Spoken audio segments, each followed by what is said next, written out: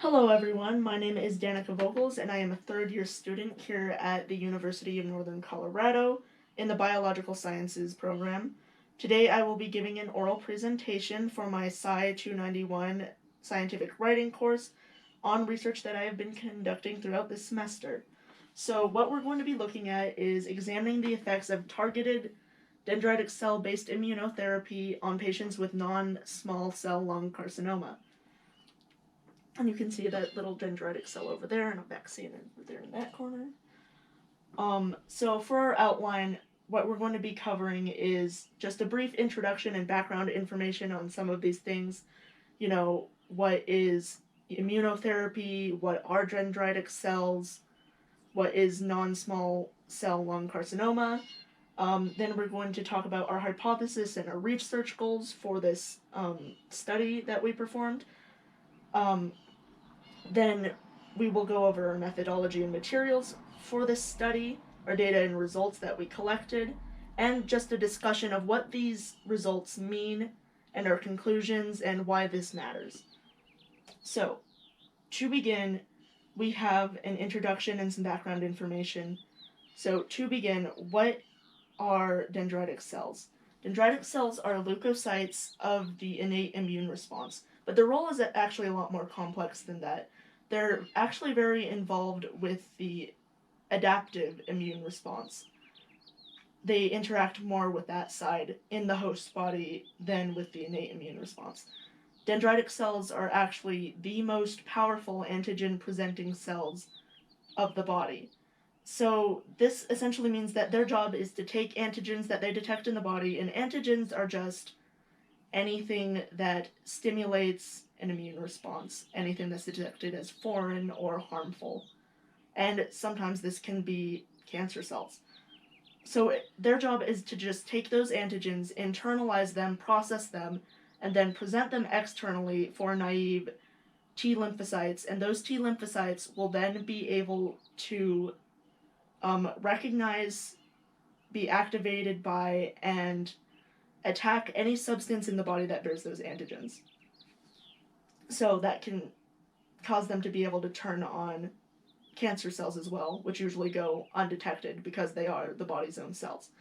Okay, so there are three main subsets or types based off of their surface protein expression of dendritic cells, but the two we are going to be talking about, because these are what we assessed in our research, are DC1, which is a myeloid-based dendritic cell from bone marrow, which can stimulate helper T cell 1, and DC2, a lymphocytic dendritic cell derived from the thymus, which can stimulate helper T cell 2. So why does this distinction matter? Well, we believe that the ratio of DC1 to DC2 is a potential predictive biomarker linked to the survival of non-small cell lung cancer patients. Okay, so speaking of, what is non-small cell lung cancer? And you can see a picture of that here. It is actually a very common subtype of lung cancer, actually accounting for over 85% of lung cancer cases, and they typically produce tumors in the squamous cells or epithelial cells of the lung tissue in here. It is unfortunately very resistant to both chemotherapy and radiotherapy, and non-small cell lung carcinoma has the highest mortality rate of any cancer-related illness worldwide, being the leading cause of cancer-related death for men and the second highest cause for women, the first being breast cancer. So, how does dendritic cell-based immunotherapy work, and what is MUC1? Dendritic cell-based vaccines are typically derived from mature dendritic cells loaded with a particular antigen of interest. Peripheral blood mononuclear cells, so just any cell with a round nucleus, like lymphocytes and monocytes, can be extracted from the body and stimulated into mature dendritic cells ex vivo. They are then loaded with antigens, tumor antigens in this case, and administered as a vaccine, usually via subcutaneous injection. The DC, the dendritic cells then migrate to the lymph nodes, where they can activate naive T cells and train them to attack any substance in the body presenting that antigen. And so you can see that there, that these mature dendritic cells are loaded with an antigen, put in a vaccine, administered, they go right into the lymph node, and then that T cell receptor detects that antigen, and then it exits the lymph node, and now it knows what to do. It knows to detect anything that has that specific antigen. So those tumor cells, but not the other cells. Okay. Mucin 1 or MUC1 is a surface membrane protein that is highly overexpressed in many tumor cells, particularly breast, lung, and colon cancer. It is abundantly expressed in lung cancer epithelial cells. So, one of the benefits of targeting MUC1 is that it negates the need to consider MHC haplotypes, which are the genes that encode the surface proteins that kind of determine things like donor compatibility and interference with vaccine efficacy. Often, if you are either not taking MHC haplotypes into consideration, or you do, but they are not compatible, it can result in some severe adverse effects. So you want to avoid that, and using the MUC1 route does that. The genes encoding MUC1 are independent of MHC haplotypes and recognized independently of them by T lymphocytes. Therefore, MUC1 serves as a very useful antigen to target in making DC vaccines. It is also extracted and loaded onto the dendritic cell itself, added to the vaccine, and then injected. Okay.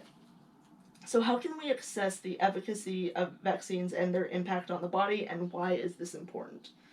Well, one of the obvious indicators of efficacy of a vaccine, particularly against a deadly cancer, is the prolongation of survival time for patients that receive it. And that was one of the main data that was being focused on in this study, the main variable, because dendritic cell vaccines essentially train the body's immune system to be more efficient in fighting and killing cancerous tumors. We expected to see an overall improvement in immune function, as well as some adverse immune effects that are just typical when dealing with vaccination. One of the quantitative ways that the vaccine efficacy was assessed in this study was through the examination of lymphocyte levels and DC1 and DC2 levels in peripheral blood. We expected to see these levels expressed differently in patients with non-small cell lung cancer versus healthy individuals, and we expected to see these levels change throughout treatment. So monitoring and analyzing the meanings of these changes becomes very essential, because clinicians must be able to monitor and evaluate how well a patient responds to a vaccine, and whether it's effective or harmful to the patient.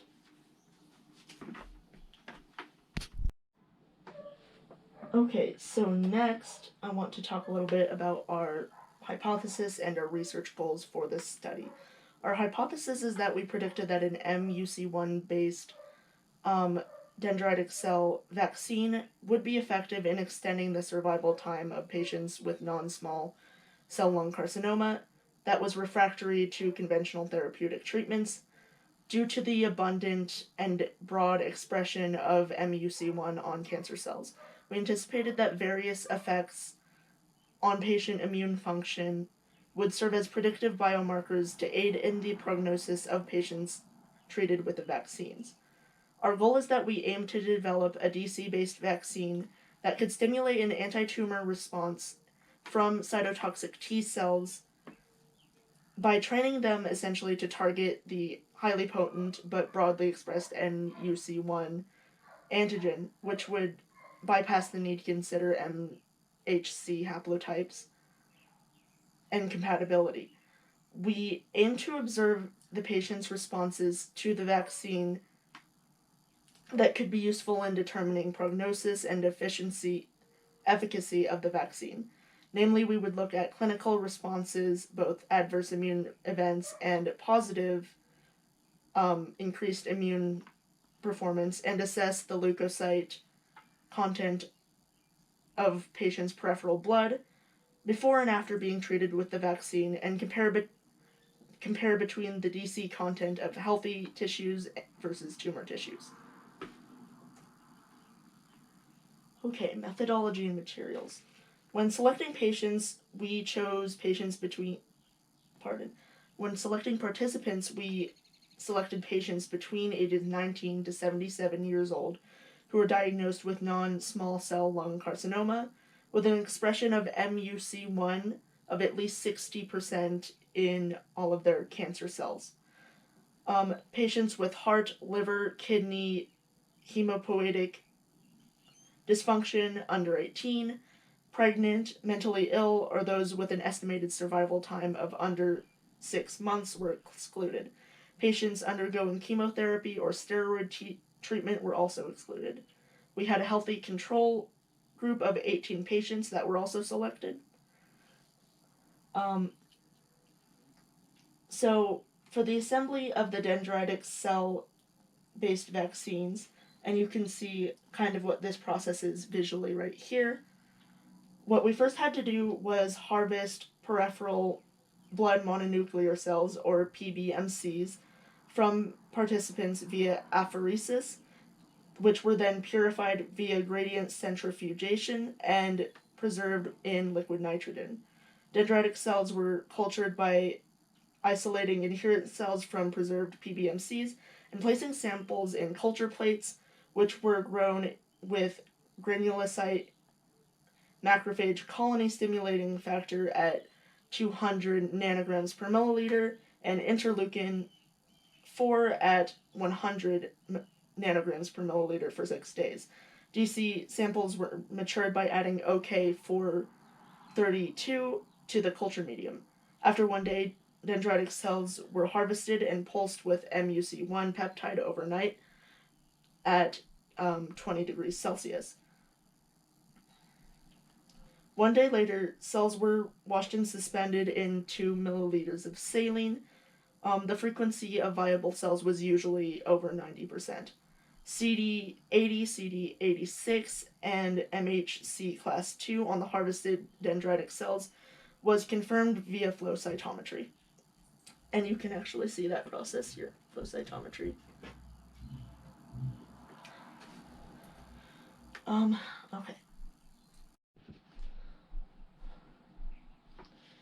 So when administering the vaccines, we took 100 million dendritic cells and loaded them with MUC1 peptide and administered them to patients either subcutaneously in the axilla or the supraclavicle fossa biweekly. Vaccination was discontinued if patients either experienced rapid disease progression or systemic treatment with steroids was required. So, to detect DC subsets, it was required that we preserved cancer, paracarcinoma, and healthy tissues. So in this case, paracarcinoma tissues were considered anything 2 centimeters around cancer tissues. Cancer tissues, paracarcinoma, and healthy tissues were snap frozen and stored in liquid nitrogen at negative 196 degrees Celsius. These tissues were taken, washed, and cooled with phosphate buffered saline and placed in the blocking solution containing 10% goat serum for 45 minutes. Tissues were then placed in diluent with donkey anti-goat BDCA1 and BDCA3 polyclonal antibodies at a dilution of 1 to 20 and incubated at 4 degrees Celsius overnight. Tissues were then washed again and cooled with PBS. goat anti-mouse secondary polyclonal antibody at a dilution of 1 to 400 was then used for incubation at 20 degrees for 2 hours, followed by restaining with 2-Pro-3 and sealing. So, to monitor regulatory T cells, we used assays and flow cytometry. So, before and after 6 rounds of vaccination, PBMC specimens were taken and assayed.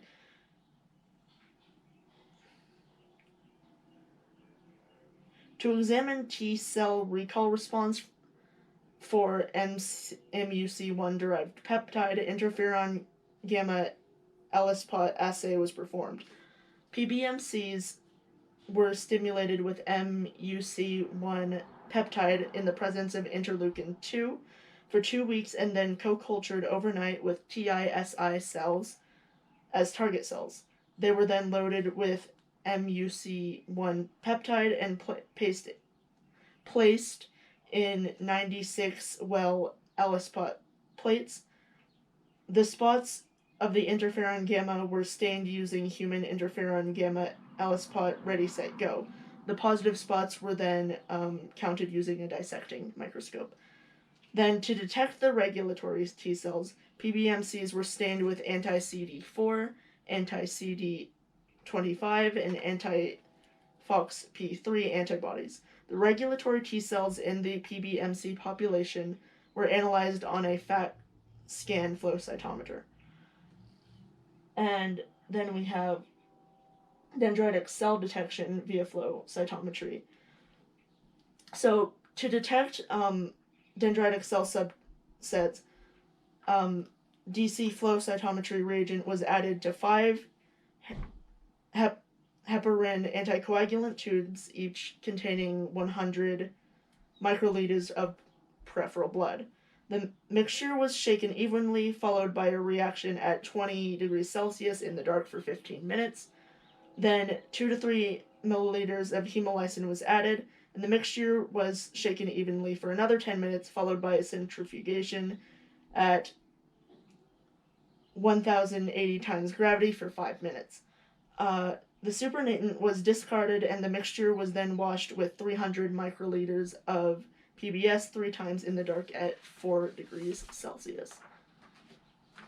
So, DC subsets were detected using the FACS caliber flow cytometer. 50,000 cells were collected in tubes, and CellQuest software was used to obtain and analyze the weekly positive and negative cell groups. The results were recorded using the percentage of positive cells in CD11C and CD123 fluorescent antibody staining, and the DC1 to DC2 ratios were then calculated. DC subsets and ratios in lung cancer tissues, paracarcinoma tissues, and healthy tissues were analyzed by indirect immunofluorescence and laser scanning conofocal microscope. So, now we can move on to the results that we got and the data we collected from this study. So, because DC-based vaccines have to activate the T-cell anti-tumor immune response before cancer cells can be attacked, a delay in anti-tumor effects was expected.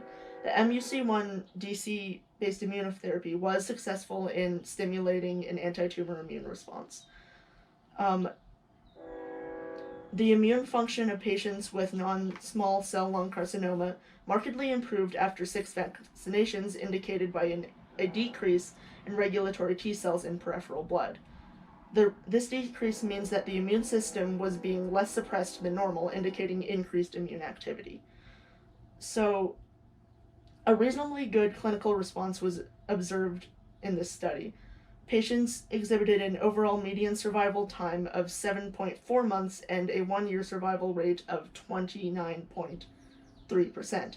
For patients who received more than 6 vaccinations, median survival time increased to 9.5 months and a 1-year survival rate increased to 39.3%.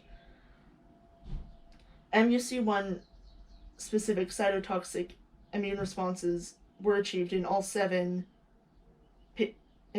patients analyzed who received 6 or more vaccinations. Patients who experienced immune-related adverse effects like fever, skin rashes at the vaccination site, irritation, soreness, with multiple vaccinations had significantly longer survival times, 12.6 months compared with patients without those immune-related adverse events, 6.7 months. Longer survival times were also observed in patients with peripheral white blood cells containing more than 20% lymphocytes, 12.6 months versus 4.5 months.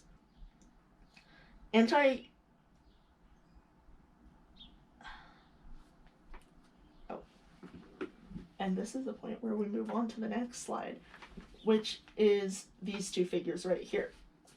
So as we said before, the survival curve of patients with refractory non-small cell lung carcinoma who received the vaccines, that is being shown here in figure 1A, and you can see that it is increased.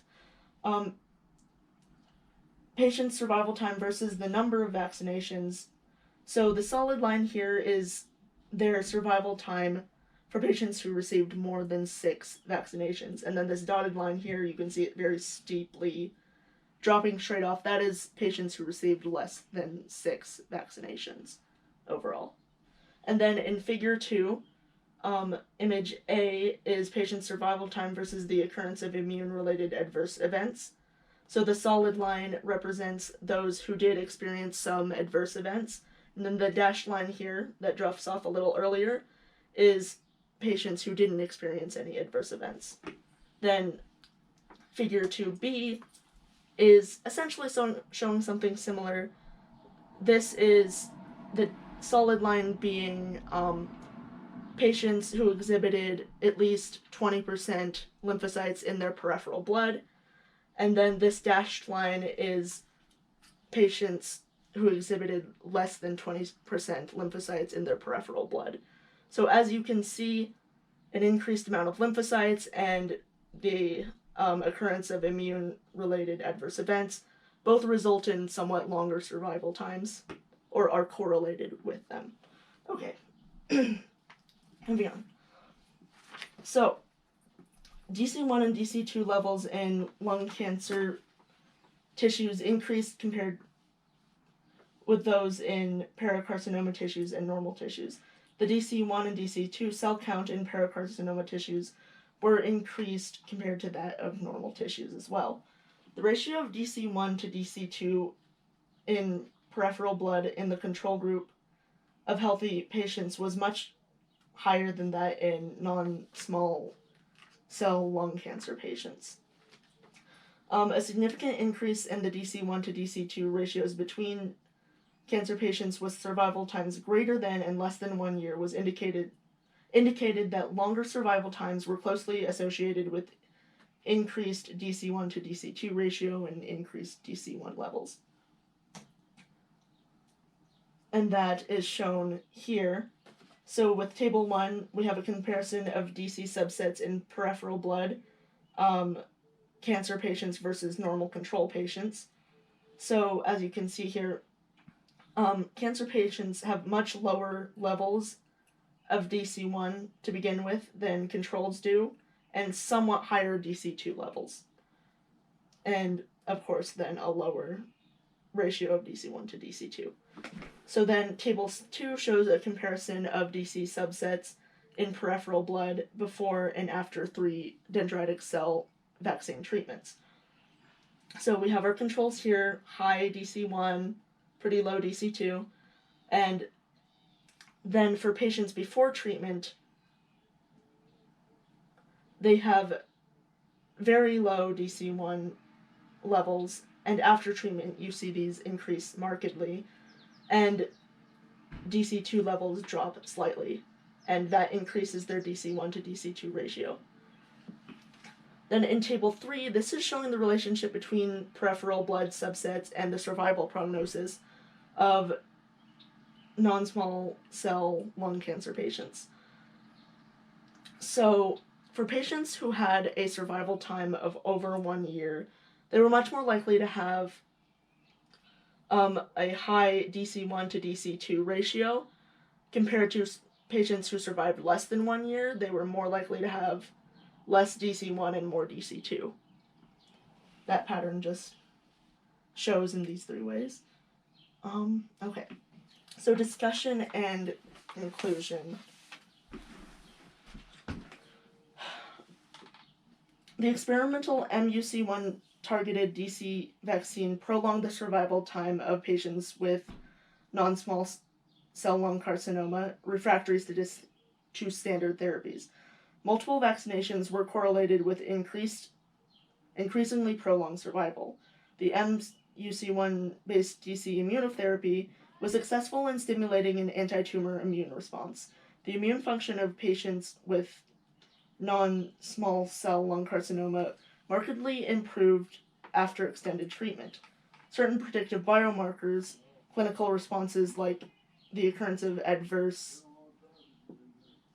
events like fever and the development of rashes or soreness, as well as higher peripheral lymphocyte count in response to the vaccine, was correlated with increased survival time and efficacy of the vaccine in patients.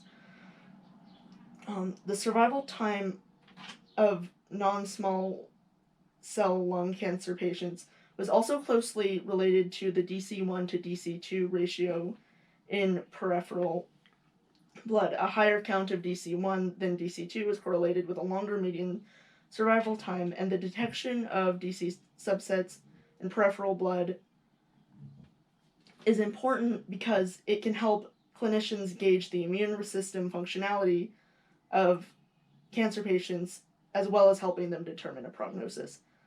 Future research should continue to examine the potential of DC-based vaccines targeting antigens overexpressed in tumor tissues like MUC1, and take these new findings into consideration when developing new anti-cancer immunotherapies.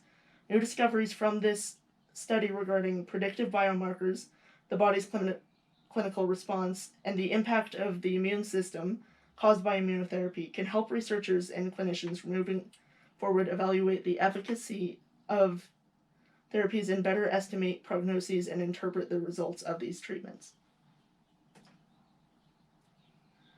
And so here is my list of references. These are the 2 studies that I used to make this presentation possible, so thank you to them. And then just acknowledgements. Thank you to all the participants and patients for their contributions to this study.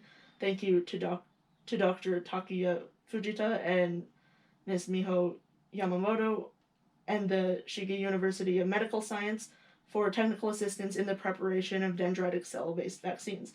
And thank you to Dr. Aichen Dong for assistance in the instruction and creation of this presentation. No funding was provided for this research, and there was no conflict of interest. So thank you for watching.